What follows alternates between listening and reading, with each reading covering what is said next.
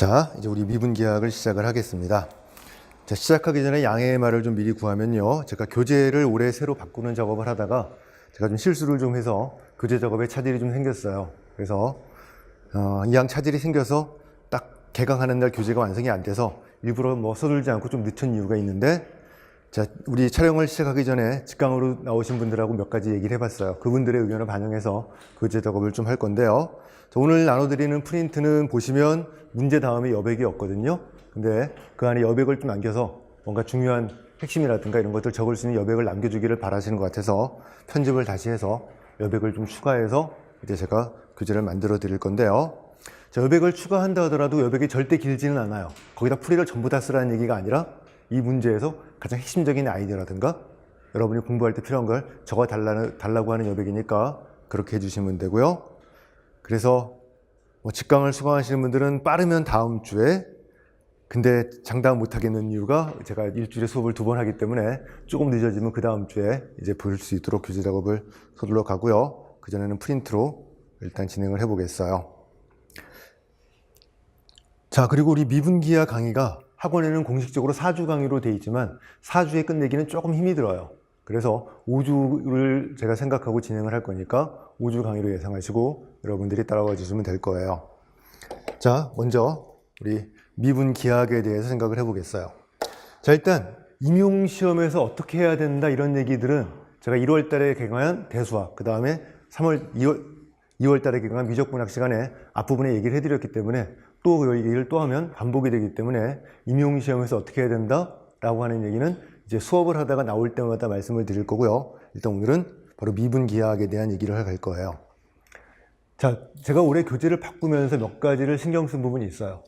작년 교재에 문제가 좀 많긴 했는데 문제가 많다 보니까 문제가 많은 것에 대한 부작용이 생길 수 있어요. 사실은 그걸 제가 느낀 게 있거든요. 그래서 작년에 풀어냈던 기본서에 있는 문제 중에 가장 기본적인 문제, 여러분이 미분기하를 공부할 때 꼭 풀어서 임용시험에 도움이 되는 문제를 위주로 좀 문제수를 좀 줄이고 싶어요. 문제가 많다 보니까 여러분들이 꼭 임용시험을 준비할 때 꼭 굳이 풀어보지 않아도 되는 문제를 또 너무 신경을 쓰시는 것 같아요. 그래서 미분기하학을 공부하는 데는 그런 문제를 풀어보는 게 좋지만 여러분들은 미분기하학을 전공할 분들이 아니고요. 임용시험을 준비하시는 분들이기 때문에 그래서 과감하게 문제수를 줄여서 가장 기본이 되는 문제, 자, 그런 문제로 위주로 이제 구성을 할 거고요. 자, 그러다 보니까 이제 계산이 많고 복잡한 문제, 그런 문제들은 일단 빼서 문제풀이반에서 역시 다룰지 안 다룰지 결정 못했어요. 일단 문제풀이반을 넘기고요. 문제풀이반을 진행하면서 이게 여러분들이 임용시험 합격에 도움이 된다고 생각이 되면 하겠지만 굳이 할 필요가 있을까 하면 과감히 빼기도 할 거고요. 자, 그래서 우리 기본이론반 마스터반에서는 가장 미분기하학에 중요한 기본 기법과 개념을 익히는 것을 목표로 하고요. 그래서 최대한 단순하게 여러분 헷갈리지 않도록 우리 진행을 해볼까 해요. 여러분들이 미분기하학을 너무 어려워해서 이게 너무 복잡하게 가는 건 오히려 역효과가 있는 것 같아서 그렇게 진행을 해서 몇 가지 주제는 과감하게 문제풀이반을 넘기고 가장 핵심이 되는 큰 길을 따라서 여러분이 미분기하학을 이해하는 데 도움이 되는 그런 길로 따라가 볼까 하고 있어요. 자, 그래서 보시면 작년 교재를 보신 분들은 아시겠지만 좀 차이가 나는 부분이 기본 패턴이라고 하는 걸 도입을 했어요. 중간중간에 작년에는 연습 문제에 있던 것을, 자, 중요한 연습 문제는 여러분이 연습 문제로만 기억하면 안 돼요. 그 연습 문제의 결과가 나중에 문제를 풀 때 도움이 되는 것들이 있거든요. 그런 것들은 기본 패턴이라고 해서 따로 뗐어요. 사실은 제가 이렇게 하는 걸 별로 좋아하진 않아요. 왜냐하면 제가 만든 교재라든가 이런 자료가 재수강생이 아닌 분들한테도 들어가거든요. 근데 교재의 정리가 너무 잘 돼 있으면 그런 분들이 여러분의 경쟁자들이 도움을 받거든요. 그래서 사실은 작년 교재에는 일부러 이런 것들을 안 하고요. 연습 문제에 놔두고 수업을 하다가 이거 중요하니까 기억해 두세요 말로 제가 넘어갔었거든요. 근데 그러다 보니까 제 수강생들도 그걸 잘 못 챙기더라고요. 효과가 없는 것 같아서 올해는 그냥 과감하게 이제 중요한 것들은 기본 패턴으로 이렇게 제시해 드렸으니까 거기 나온 기본 패턴은 물론 또 중요도가 강약이 있어요. 중요한 패턴들은 반드시 기억해서 문제를 풀 때 써먹을 수 있도록 해주시면 될 거고요. 자, 그 다음에 강의는 좀 짧게 끊어서 강의를 할까 생각을 해요. 자, 짧게 끊는다고 해서 이게 얼마나 짧아질지 모르겠어요. 그건 장담하지 못하겠지만 주제가 바뀌면 일단 강의 시간을 자를 거예요. 시간이 어떻게 되든 상관없이. 자, 이유는 뭐 작년에 어떤 강의는 한 2시간 길게 되는 강의가 있었거든요. 자, 그러다 보니까 인강을 수강하시는 분들은 뭐 알아서 자체 잘라서 들으시면 되는데, 직강을 수강하시는 분들은 중간에 한두 번 쉬긴 했어도 중간에 쉬는 시간이 없다 보니까 너무 힘들어 하시고요. 그 다음에 생각이 못 따라오는 것 같아요.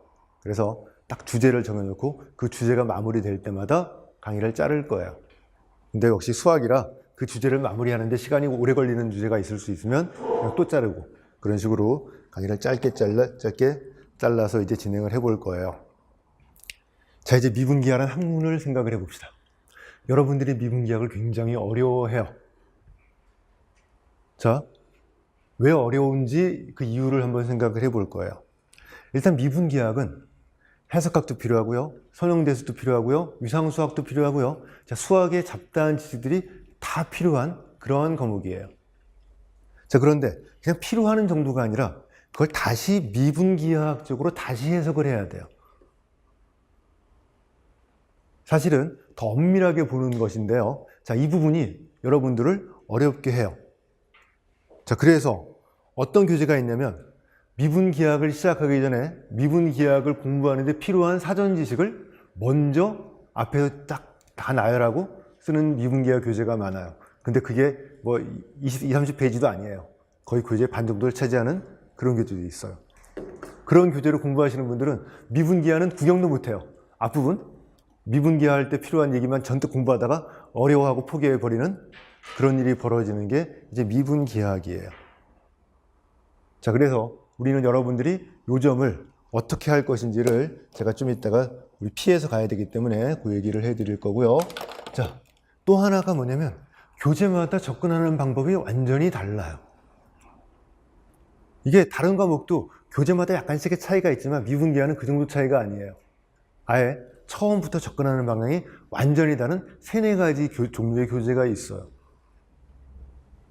그래서 심지어는 이게 같은 내용을 다루는 건가? 의심이 갈 정도로 완전히 다르게 접근하는 교재가 있기 때문에 이 미분기하학을 공부하는 게 쉬운 일이 아니에요. 저도 익숙하지 않은 패턴의 교재를 보는 건 저도 힘들어요. 저라고 뭐 힘든 게 다 쉽게 볼 수 있는 거 아니거든요. 그래서 미분기하학의 어려운 점들은 이런 점들이 미분기하학이라는 학문을 공부할 때 어려운 점이에요.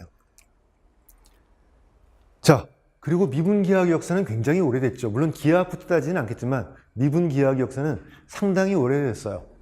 우리 도함수라는 개념이 도입될 때부터 미분기하는 같이 시작됐다고 보면 돼요.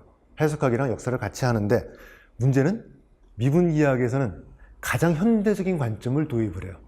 아마 수학마다 분야마다 가장 현대적인 관점을 도입하는데 유행도 있거든요. 가장 유행에 앞서는 게 미분기하학이에요.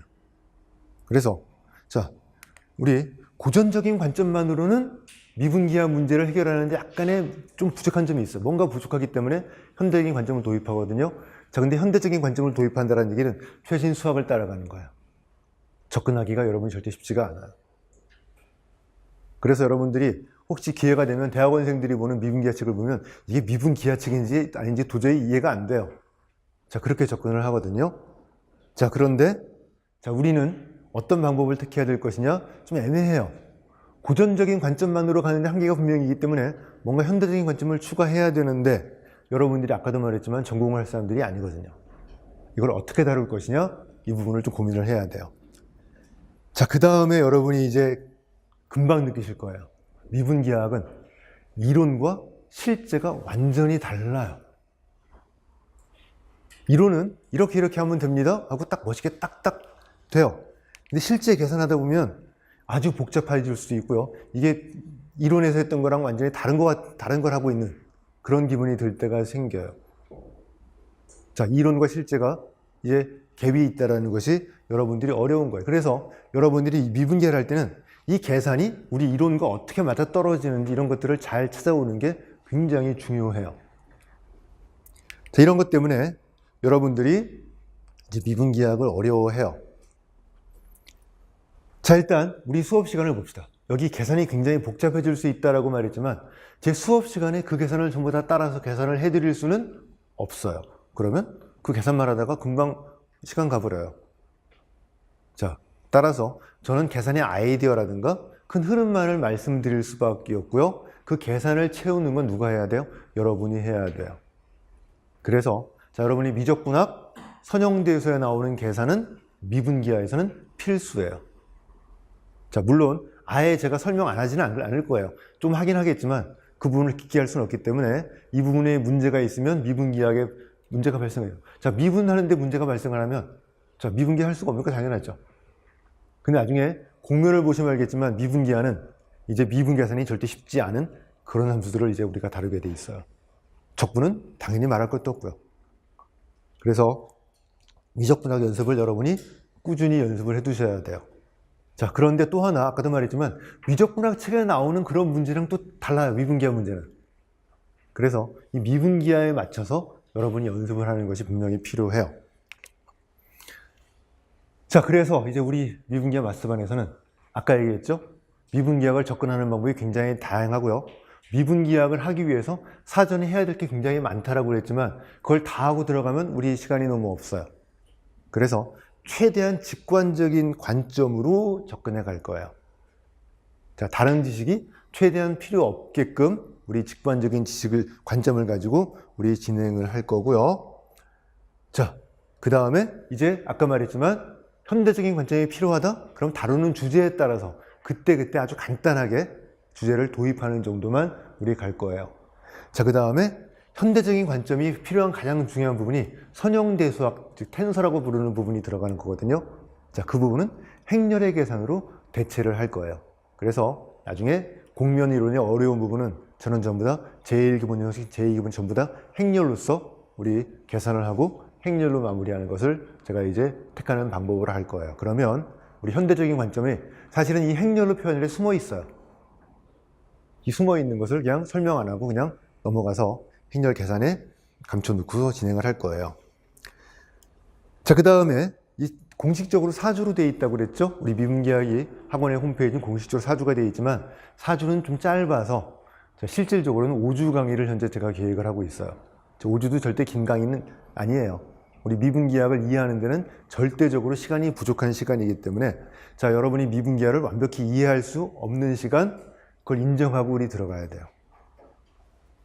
자, 그래서 제 목표와 여러분의 목표는 미분기하를 완전히 이해하겠다는 아니에요. 미분기하의 개념에 익숙해지면 돼요. 충분해요. 우리 임용시험은 아까도 말했지만 여러분들이 미분기하를 전공하려고 하는 분들이 아니기 때문에 자, 미분기하에 나오는 개념을 대략만 이해해도 큰 지장이 없어요. 자, 중요한 건 계산을 따라가서 결과를 내는 거죠. 그래서 저 계산에 익숙해지면 여러분들이 미분기하 문제를 푸는데 전혀 지장이 없어요. 그래서 이런 문제는 이렇게 푼다? 이런 식으로 패턴을 만들어 드릴 이유가 우리 이렇게 접근을 하겠다라는 거예요. 자, 정확히 말하면 여러분이 안다고 믿게 만드는 거예요. 나 이거 알아? 들어봤어? 나쁘게 표현하면 세뇌라고 부르죠? 여러분을 세뇌시키는 게 제 강의의 목표예요. 그래서 이 미분기학 이런 건 이렇게 하면 돼, 대충 돼 정도만 여러분이 이해하셔도 되는 것이고요. 여러분도 그런 마음가짐을 갖고 미분기학을 접근하셔야 돼요. 자, 모든 걸 완벽히 이해하겠다, 나는 미분기학을 완벽히 이해할 거야 라고 들어오시면 이건 처음부터 암초에 부딪힐 수밖에 없어요. 그래서 그런 마음으로 우리 진행을 해 주시기를 바라겠고요. 자, 이제 미분기학의 내용에 분류하고 강의 순서를 말씀을 드리겠어요. 미분기학의 내용을, 학부 수준의 미분기학의 내용을 분류하는 건 크게 두 가지 기준이 있어요. 첫 번째 대상, 곡선을 다루느냐, 곡면을 다루느냐. 그래서 곡선 이론과 곡면 이론 두 가지가 있고요. 자, 또 하나는 방법의 분류, 말이 좀 이상하지만 국소적 이론과 대역적 이론이 있어요. 자, 국소적인 이론은 미분기학의 이름이 들어있는 그 미분을 주로 이용해요. 미분기학. 자, 도함수를 이용해서 우리 곡선이나 곡면의 아주 작은 점에 그 근방을 다루는 것이 국소적인 이론이에요. 자, 그 다음에 그 국소적인 이론의 결과를 곡선 전체, 곡면 전체를 바라보는 그런 관점을 택하는 것이 이제 대역적인 이론이에요. 자, 대역적인 이론에서는 이제 적분이 따라 들어오게 되죠. 자, 그래서 크게 네 가지 범위가 있어요. 곡선의 국소적, 대역적, 곡면의 국소적, 대역적 이론이 있는데, 자, 저는 강의 순서를 곡선의 국소적 이론 먼저 하고요. 그 다음에 곡면의 국소적 이론, 대역적인 이론은 합쳐서 공부를 할 거예요. 자, 일단 이 대역적인 이론은 적분이 들어오기 때문에 당연히 어려워요. 이론적으로. 자, 그런데 여기서 이제 결정을 말씀드리면, 다시 한번 말씀드리면, 여러분들이 미분기하를 이해하려는 게 아니기 때문에 이 대역적 이론의 결과가 왜 이렇게 되는지를 이해하는 건 굉장히 어려운 일이에요. 임용시험엔 안 나요. 그래서 사실은 이 대역적 이론이 굉장히 어려운 이야기지만 임용시험에서는 오히려 반대로 왜 그런지는 이제 여러분 신경 안 써도 돼요. 결과만 뭐 하면 돼요? 이용할 수 있으면 돼요. 그래서 이 대역적 이론은 길지 않게 짧게 이런 결과가 있고 중요한 정리가 이런 게 있다라고 소개해서 그걸 이용해서 문제를 푸는 연습만 하는 것을 목표로 할 거예요. 자, 하지만 국소적인 이론은 왜 그런지를 설명을 하지 않을 수가 없어요.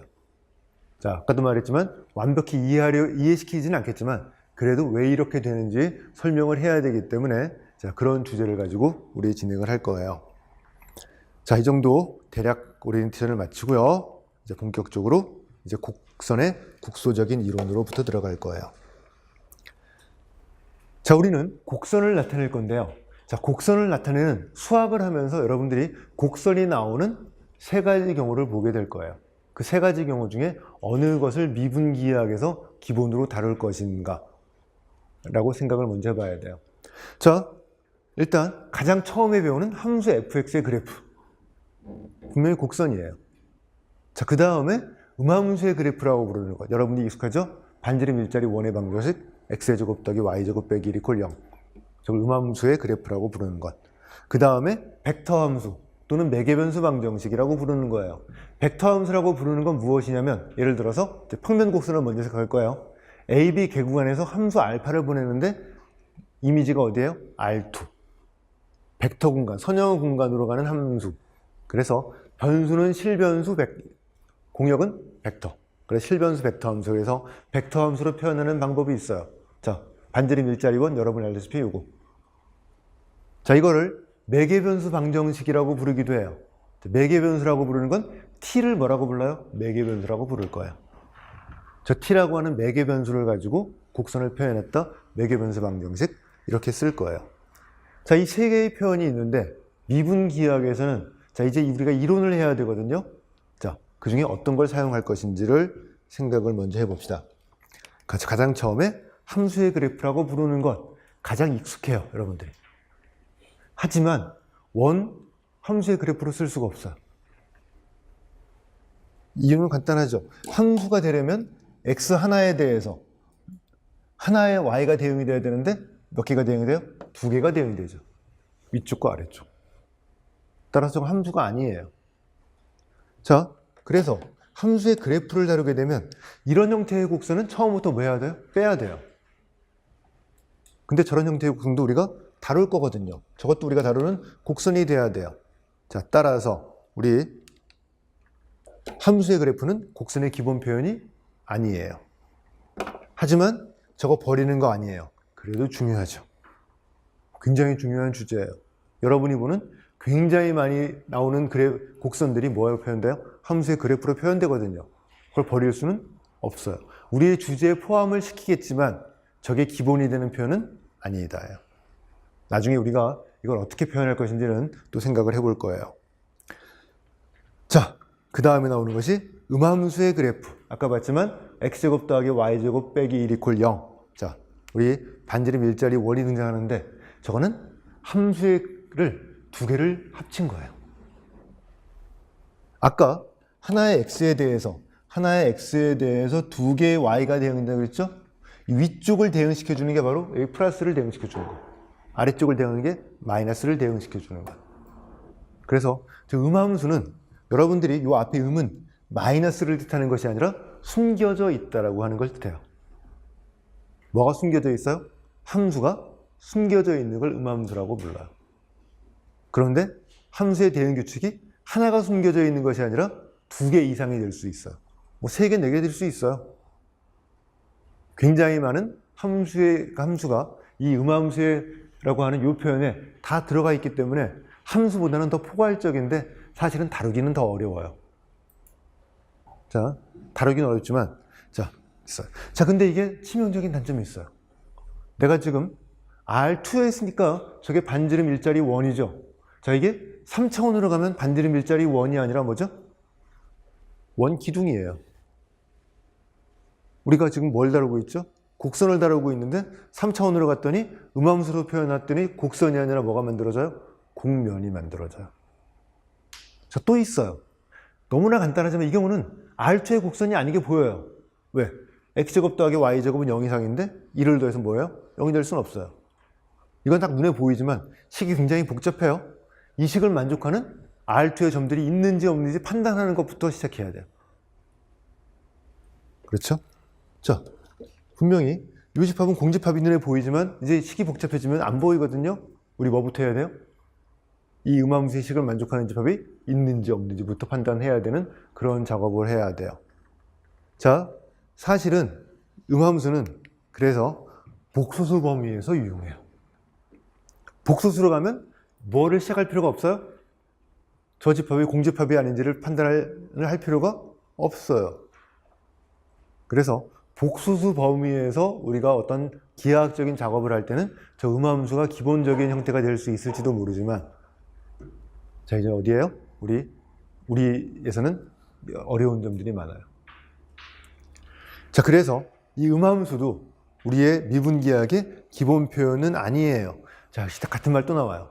그렇다고 해서 우리가 저거 버리면 안 되죠. 중요한 주제예요. 음함수로 곡선을 표현했을 때 우리의 관심 사항을 어떻게 다룰 것이냐, 여전히 우리의 주제로 남겨놔야 돼요. 자, 그러면 남아있는 한 가지, 벡터 함수 매개변수 방정식이라고 부르는 거예요. 자, 알파 t는 코사인 t, 사인 t가 바로 이 반지름 일자리 원을 표현하는 방법인데요. 자, 문제는 이제 여러분들이 저런 형태를 봤을 때 조금 싫어하는 점이 생겨요. 한 점의 이름이 많아요. 자, 여기 1, 0이라고, 음함수에서 1, 0이라고 부르던 점이, 자, 요 알파를 주면 알파 0, 알파 2파이, 알파 4파이, 알파 마이너스 4파이. 자, 이 점을 부르는 이름이 굉장히 많아요. 여러분들이 한 점의 이름이 많아지는 걸 싫어한다는 증거는 여러분이 극좌표를 싫어하는 이유를 보면 알 수 있어요. 제일 처음에 미적분학 배울 때 극좌표를 다루게 되면 굉장히 귀찮은 일이 많이 벌어졌어요. 왜? 한 점인데 이름이 많아요. R은 똑같은데 세타에 따라서 세타를 2파이씩 옮겨도 이에 맞기 때문에 어떤 방정식을 풀어도 케이스를 나눠야 됐어요. 그래서 한 점의 이름이 많다라는 건 여러분들이 얼핏 생각하면 단점처럼 보여요. 하지만 이제 미분기하를 공부하고 나서는 저게 단점이 아니라 장점이 되는 것으로 생각을 바꿔줘야 돼요. 저걸 장점으로 바꿀 거예요. 자, 우리 저게 어떤 장점이 되냐면, 자, 분명히 같은 점인데, 자, 이제 다른 t에서 지나가요. 다른 t에서 알파 t1과 알파 t2의 구분 정도를 우리가 계산을 해낼 수가 있어요. 자, 이제 이 의미가 무엇인지를 봅시다. 자, 음함수하고의 차이점은 음함수로 표현하면 무조건 뭐죠? 1, 0으로 유일해요. 근데 매개변수 방정식은 이름이 굉장히 많아요. 자, 이제 저 그림 봅시다. 음함수로 볼 때는 이 점은 무조건 항상 1, 0이에요. 그런데 이거를 알파 2파이라고 썼어요. 무슨 뜻이냐면 알파 0부터 시작을 해서, 자, 2파이만큼 돌아서 한 바퀴를 돌아서 제자리에 왔다요. 자, 이제 여러분들이 미분기하 곡선을 다룰 때 곡선의 매개변수 t를 무엇으로 생각하면 편하냐면 시간으로 생각하면 편리해요. 자, 이제 곡선을 뭐로 볼까요? 아주 작은 점이 있어요. 그 점이 움직이는 자체가 뭐예요? 곡선이라고 부를 거예요. 그럼 이 점이 움직이는 자체는 무엇을 매개변수로 쓸 수 있어요? 시간. 자, 1초 후에 어디가 있겠느냐. 그래서 곡선을 다룰 때 매개변수는 시간으로 생각을 하자. 자, 그런데 나중에 곡면을 다룰 때는 절대 시간이 아니에요. 그래서 곡선을 다룰 때만 매개변수를 시간으로 생각하면, 자, 무슨 뜻이에요? 내가 여기서 시작을 해서 2파이라는 시간이 흘러서 한 바퀴를 돌아 어떻게 왔다? 이 자리로 왔다는 뜻이에요. 자, 여기를 알파 4파이로 썼어요. 자, 이제 난 이 자리 기억이 있는 게 아니었어요. 어떻게 했어요? 두 바퀴를 돌아서 이 자리에 온 거예요. 자, 이름만 봐도 현재 뭐예요? 뭔가 이름만 가지고 어떤 상황을 짐작을 할 수 있어요. 자, 음함수로 원을 표현했어요. 음함수는 여전히 뭐 1, 0. 1, 0과 1, 0의 차이가 없죠. 구별이 안 돼요, 음함수에서는. 하지만 매개변수를 했더니 저런 차이를 줄 수 있어요. 자, 이제 이건 뭐예요? 알파 마이너스 파이. 자, 이제 나는 한 바퀴를 돌아왔는데 반대 방향으로 돌아왔다. 방향까지도 얘기해 줄 수 있죠. 이런 것들을 알 수 있게 해주는 정보가 매개변수에 숨어 있어요. 자, 따라서 우리는 저것들을 단점으로 보지 않고요, 장점으로 볼 거예요. 자, 그래서 매개변수 t를 시간으로 해석을 하면 이제 우리 어떻게 볼까요? 같은 점을 지나가는데 다른 시간에 지나가는 거예요. 다른 시간에 지나갔다고 생각을 할 수 있기 때문에, 자, 이제 알파 t1과 알파 t2에서 이제 구분 정도를 구별할 수 있어요. 자, 우리 미분기하는 구분 정도를 가지고 곡선 또는 곡면을 구별하는 것이 미분기하에서 다루는 가장 큰 목적이에요. 얼마나 많이 굽었느냐. 예. 자, 일단 매개변수를 시간으로 해석한다는 말을 보서 느낄 수 있겠지만, 우리 미분기하는 물리학과 뗄래야 수 없는 아주 밀접한 관계를 가지고 있어요. 미분기하학은 물리학과 수학의 중간쯤에 위치해 있다고 봐도 좋을 정도로 물리학과 뗄 수 없는 아주 밀접한 관계를 갖고 있어서, 여러분이 아시다시피 아인슈타인의 작업의 절반은 미분기학자 2명이 같이 공부를 했거든요. 그 사람들 이름은 잊혀졌지만 아인슈타인은 수학을 그렇게 잘하는 사람은 아니에요. 시중에는 수학을 잘하는 사람처럼 표현되어 있지만 아인슈타인은 수학을 굉장히 싫어하고 무서워했거든요. 그걸 받쳐준 사람이 미분기학자 2명이 있었어요. 자, 미분기학은 그 중간에 끼어 있는 것이기 때문에, 자, 중간중간에 그런 생각을, 자, 물리학을 잘하는 분들은 그래서 조금 미분기학이 좀 편할 수가 있어요. 자, 이제 이게 어떤 의미냐면, 자, 이 곡선을 걸 거예요. 이렇게 지나가는 곡선이에요. 이 점을 2번 지나죠. t1이라는 시간에 한 번 지나고요, 또 돌아서 t2라는 시간에 또 지나는데, 자, 이제 t1이라는 시간을 지날 때는 요걸 따라가요. t1을 요거의 구분 정도로 보면 되죠. 별로 안 굽었어요. 근데 t2일 때는 여길 따라가거든요. 많이 굽었어요. 자, 따라서 t1일 때의 구분 정도와 t2일 때의 구분 정도를 구별할 수 있죠. 왜? 시간에서 이미 이름이 바뀌었으니까. 자, 그런데 이제 음함수에서는 저런 작업을 못해요. 자, 이게 매개변수로 표현하는 장점이기 때문에, 자, 이제 우리 미분기학에서는 매개변수를 기본으로 곡선을 다룰 것이다 라고 하는 것을 이제 알 수 있게 될 거예요. 자, 하지만 매개변수가 기본이지만 아까도 말했지만 함수의 그래프, 음함수로 버릴 수는 없어서 우리가 다루기를 해야 될 거예요. 자, 어느 정도로 들어갈지는 나중에 볼 거고요. 자, 문제 1번을 봅시다. 자, 이 문제 1번은 임용시험과 상관은 없어요. 자, 하지만 이제 매개변수를 이해하기 위해서 볼 거고요. 자, 문제를 읽어보면 XY 평면에서 원점5를 일정한 속도로 회전하는 반직선이 있어요. 자, 여기 원점을 이렇게 일정한 뒤로 쭉 도는 반직선이 있어요. 자, 점이 반직선 위의 점인데 어떻게 가고 있어요? 일정한 속도로 원점에서 멀어지는 좌치를 벡터함수 방정식으로 표현하시오. 자, 저게 굉장히 역사적인 표현이에요. 그런 의미에서 한번 써준 거예요. 왜일까요? 지금 우리는 식을 가지고 수학을 하는 게 익숙해져 있지만 이거 역사가 그렇게 몇백 년밖에 안 돼요. 그 전에 수학자들은 다 어떻게 해야 돼요? 수학을 전부 다 말로 설명했어야 돼요. 말로 해야 돼요.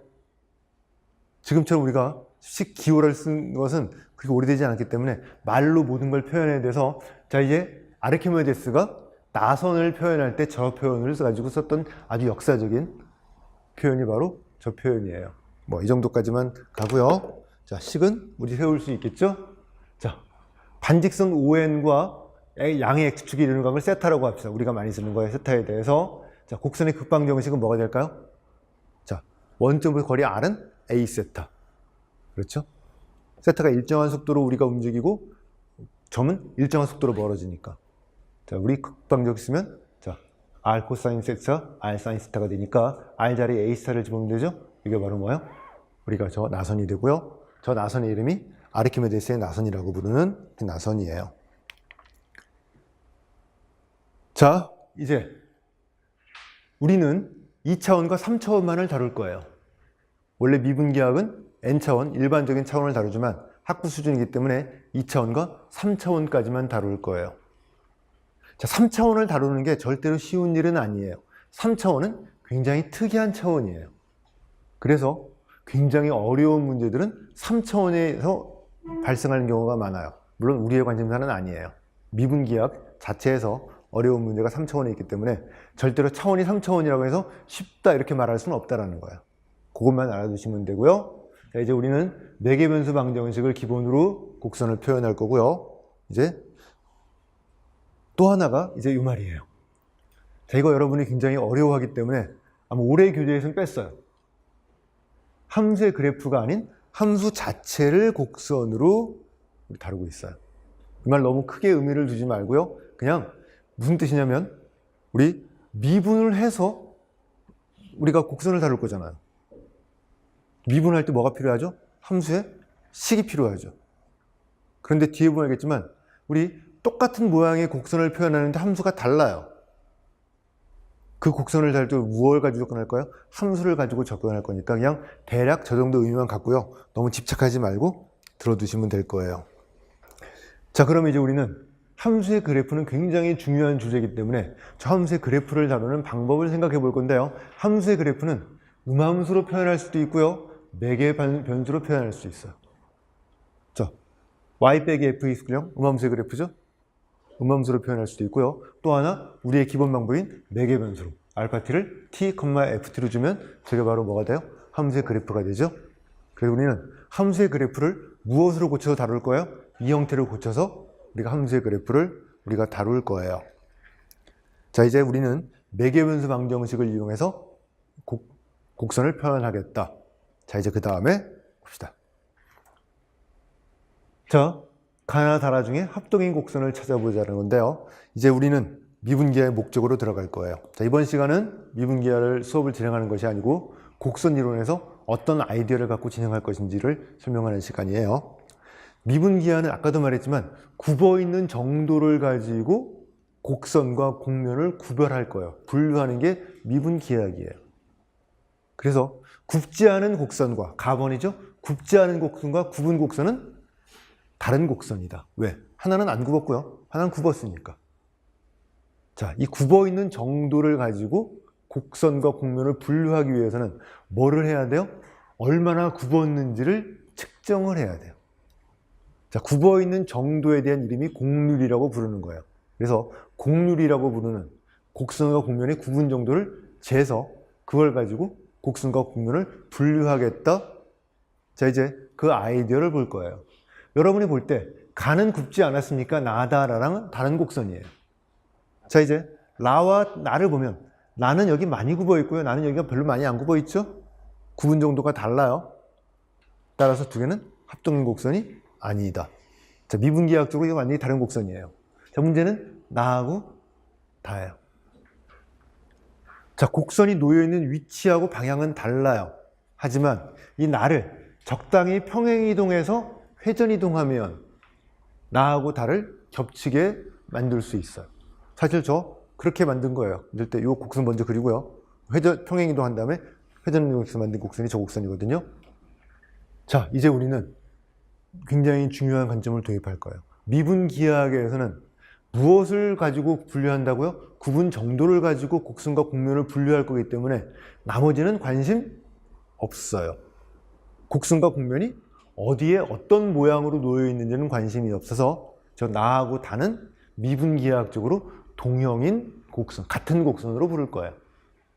자, 같다라고 말하면 진짜로 이제 오해할 여지가 있어서 제가 동형이란 말을 쓰지만 이제 수업을 하다 보면 같은 곡선이라고 제가 말을 하게 될 거예요.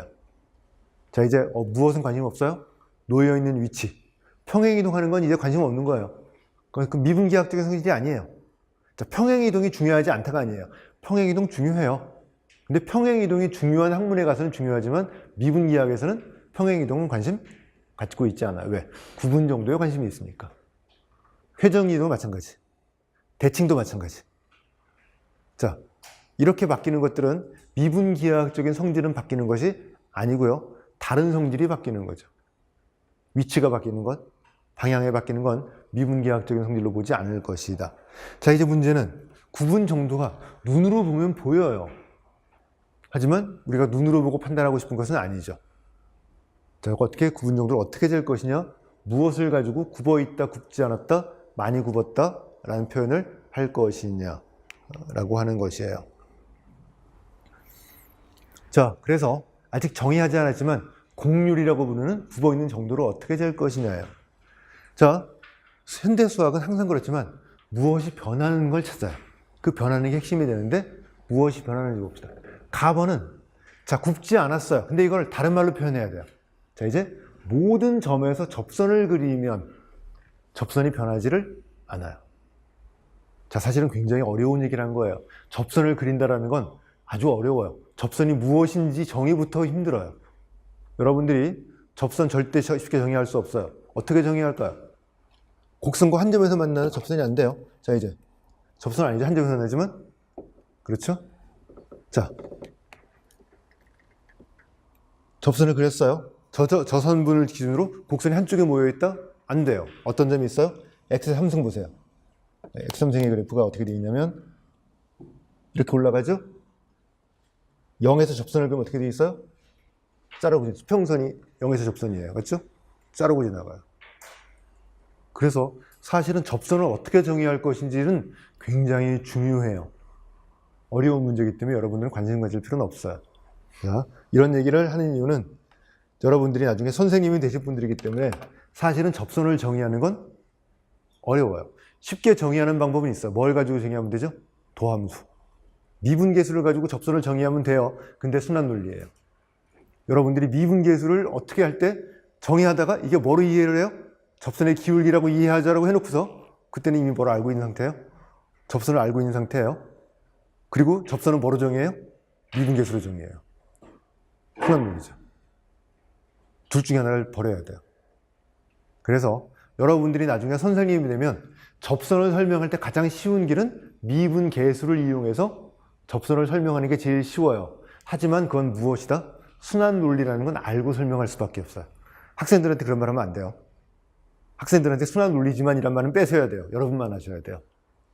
가르칠 때는 약간의 거짓말이 들어가야 되고요. 학생들은 그걸 몰라야 잘 가르친다고 믿어요. 전 여러분들이 선생님이 되실 분들이기 때문에 자, 이런 거를 말씀을 드리는 거고요. 그렇게만 지나가시면 돼요. 원래 접선은 정의하기가 굉장히 어려운 것이다. 하지만 우리는 대충 어떻게 해요? 그림으로 몇 개 그려주고요. 그 다음에 뭐로 거짓말을 하는 거예요? 미분계수란 말로 거짓말을 하는 거예요. 그게 거짓말이 되는 이유는 미분계수를 설명할 때 뭐로 설명했어요? 접선의 기울기라고 설명했잖아요. 미분계수는 접선의 기울기인데 접선은 미분계수로 정의한다. 완벽히 순환 논리가 되는 그런 일이 벌어졌으니까 이거 딴짓 해버렸네요. 다시 돌아옵시다. 자, 접선이 항상 모든 점마다 똑같다라고 하는 것을 우리 직관적으로 알 수 있어요. 그래서 이 설명은 우리의 직관을 이용하는 거예요. 자, 완벽한 설명은 아닌 거예요. 하지만 우리 직관은 충분하니까. 그래서 접선이 변하지 않으면 곡선이 굽지 않았다라고 말할 수 있을 것이다. 따라서 접선이 변하지 않았으니까 곡선, 자, 굽는 게 없어요. 변하는 게 없어요. 곡률은 0이다. 라고 약속을 하자. 자, 이제 라번은 점마다 접선이 다르죠. 자, 보면 알겠지만, 자, 이 점과 저 점의 두 점에서 접선이 달라요. 자, 점에 따라 접선이 다르다는 건 접선이 변했다. 자, 접선이 변했다는 건 무엇의 증거다? 곡선이 굽었기 때문에 생기는 일이다. 곡률은 0이 아닐 것이다. 자, 이제 여기가 이제 우리의 아이디어예요. 곡선의 굽은 정도를 무엇으로 잴 거예요? 접선의 변화로 재겠다라는 것이에요. 자, 조금 더 가볼까요? 자, 저 두 개의 곡선을 볼 거예요. 접선의 변화를 한번 볼 거예요. 먼저 왼쪽 곡선의 접선의 변화를 봅시다. 자, 점이 이제 움직이면서 접선이 변하고 있어요. 그래서 저 파란색 요점에서, 자, 요점에서 요점까지 움직이는 동안에 접선의 변화를 살펴봤어요. 이 곡선을 볼까요?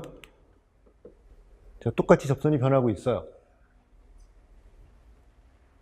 자, 그래서 우리 역시 이것도 마지막에 우리 요점에서 요점까지 움직이는 동안에 접선의 변화를 봤어요. 자, 점이 움직인 거리는 별로 차이가 안 나요. 이쪽이 좀 긴가요? 제가 잘못 만들었나? 자, 별로 차이가 안 나지만 점이 움직인 거리는 거의 비슷한데 접선의 변화는 어느 쪽이 더 심해요? 이쪽이 심해요. 이쪽은 조금만 더 가면 완전히 방향이 뒤집힐 정도로 변했어요. 자, 움직인 거리에 비해서 접선의 변화가 심하다. 자, 뭐요? 더 많이 굽었다.